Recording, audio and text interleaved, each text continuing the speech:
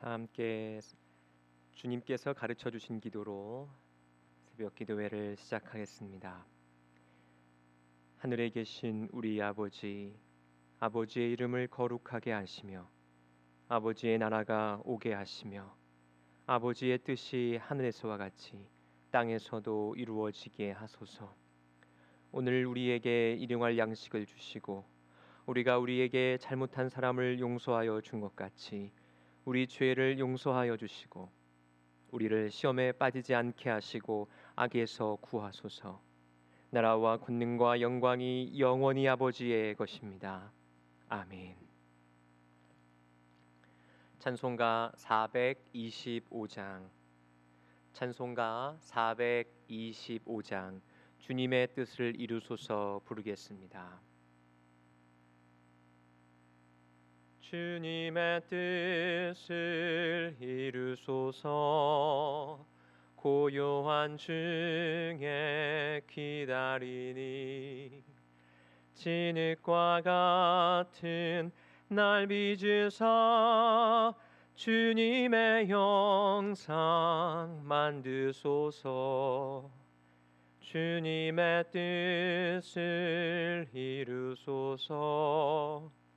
주님 발 앞에 엎드리니 나의 맘속을 살피시사 눈보다 이해하옵소서.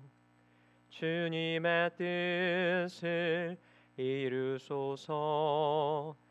병들어 몸이 피곤할 때 권능의 손을 내게 펴사 강건케 하여 주옵소서. 주님의 뜻을 이루소서. 온전히 나를 주장하사 주님과 함께 동행함을 만민이 알게 하옵소서. 아멘. 이 아침 우리에게 주시는 하나님 말씀은 신약성경 168페이지 요한복음 12장 12절부터 19절입니다. 신약 168페이지 요한복음 12장 12절부터 19절까지의 말씀을 함께 봉독합니다. 그 이튿날에는 명절에 온 큰 무리가 예수께서 예루살렘으로 오신다는 것을 듣고 종려나무 가지를 가지고 맞으러 나가 외치되 호산나 찬송하리로다. 주의 이름으로 오시느니 곧 이스라엘의 왕이시여 하더라. 예수는 한 어린 나귀를 보고 타시니 이는 기록된 바 시온 딸아 두려워하지 말라 보라 너희 왕이 나귀 새끼를 타고 오신다 함과 같더라. 제자들은 처음에 이 일을 깨닫지 못하였다가 예수께서 영광을 얻으신 후에야 이것이 예수께 대하여 기록된 것임과 사람들이 예수께 이같이 한 것임이 생각났더라. 나사로를 무덤에서 불러내어 죽은 자 가운데서 살리실 때에 함께 있던 무리가 증언한지라. 이에 무리가 예수를 맞음은 이 표적 행하심을 들었음이라. 바리새인들이 서로 말하되 볼지어다 너희 하는 일이 쓸데없다. 보라 온 세상이 그를 따르는도다 하니라. 아멘. 참 좋으신 성삼위 하나님께서 우리의 가정과 교회와 기지와 사랑하는 대한민국에 은혜와 평강 주시기를 기도합니다. 오늘은 어린 양을 타신 예수님을 묵상하도록 하겠습니다. 12절에 다음날 예수님은 예루살렘으로 들어오십니다. 그곳에는 유월절을 지키러 온 사람들이 북적대고 있었습니다. 예수님이 오셨다는 소식을 들은 무리는 종려나무 가지를 꺾어 들고 예수님을 맞으면서 외칩니다. 호산나 주의 이름으로 오시는 이에게 복이 있기를, 이스라엘 왕에게 복이 있기를 하고 외칩니다. 이것은 시편 118편 25절로 26절까지의 말씀으로 그들은 예수님께서 모세처럼 그들로 하여금 새로운 유월절, 로마로부터의 해방을 경험하게 해주시기를 기대했습니다.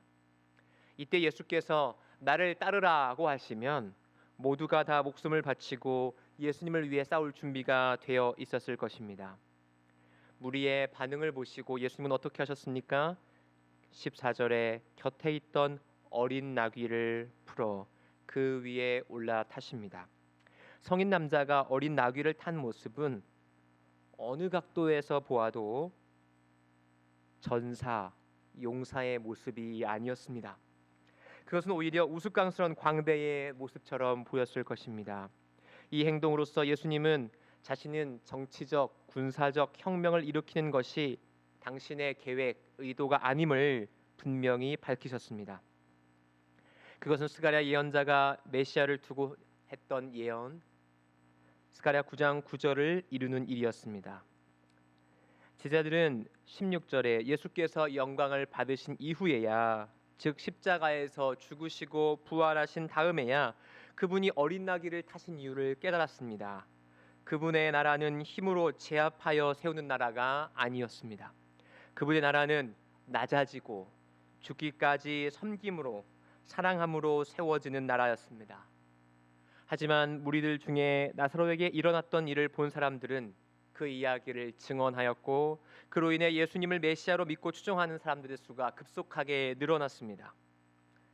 19절에 바리새파 사람들은 통제할 수 없는 지경에 이르렀다는 것을 깨닫고 탄식합니다.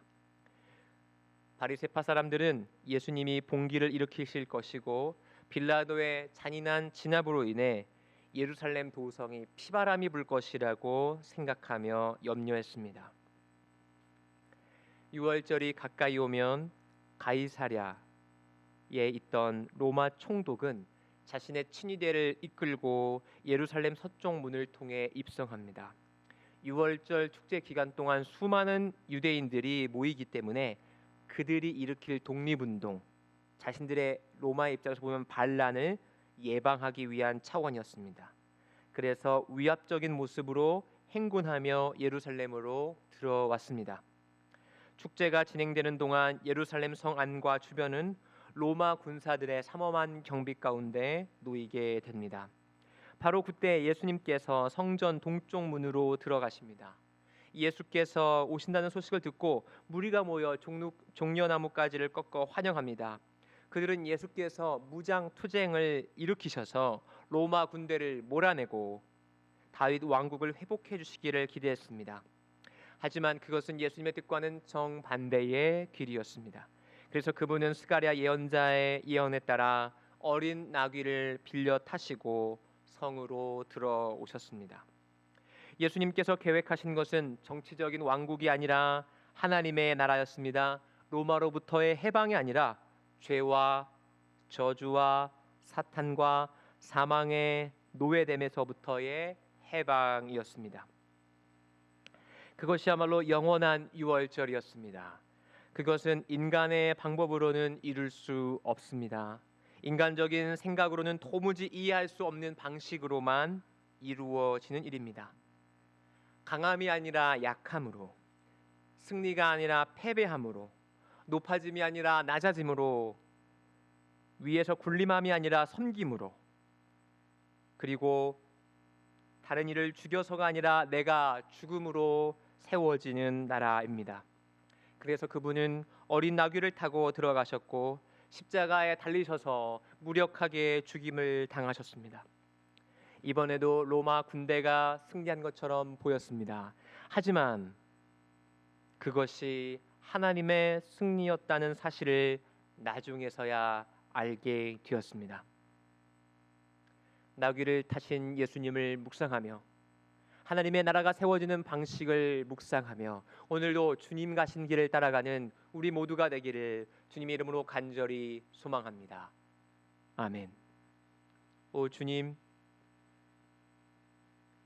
강함이 아니라 약함으로, 이김이 아니라 짐으로, 높아짐이 아니라 낮아짐으로, 군림함이 아니라 섬김으로, 남을 죽임이 아니라 내 자신이 죽음으로 세워지는 하나님 나라의 길을 보여주심에 감사합니다. 무력하고 어리석어 보이는 십자가의 길을 저희에게 보여주심에 감사합니다. 오 주님, 십자가의 길이 진정한 부활의 길이요 승리의 길이라는 사실을 기억하며 오늘도 주님을 따르게 하여 주시옵소서. 주님, 오늘 말씀을 통해 저희들에게 무엇을 말씀하십니까? 구체적으로 저희들 삶에 어떻게 적용하기를 원하십니까? 저희들의 가정과 교회와 기지와 이 나라에서 어떻게 이것을 적용하며 기도하기를 원하십니까? 주여 말씀하옵소서. 주의 종이 듣겠나이다. 오늘도 가정을 지켜주시고 교회와 기지와 이 나라를 붙잡아 주시옵소서. 이 나라에 하나님의 나라가 임하게 하여 주옵소서. 그 은혜의 통로로 저희들을 사용하여 주시옵소서. 우리 주 예수 그리스도의 이름으로 기도합니다. 아멘. 우리 주 예수 그리스도의 은혜와 아바 하나님의 뜨거우신 사랑과 성령 하나님의 감화 감동하심의 역사가 이제로부터 영원토록 함께 하시기를 간절히 축원하옵나이다. 아멘.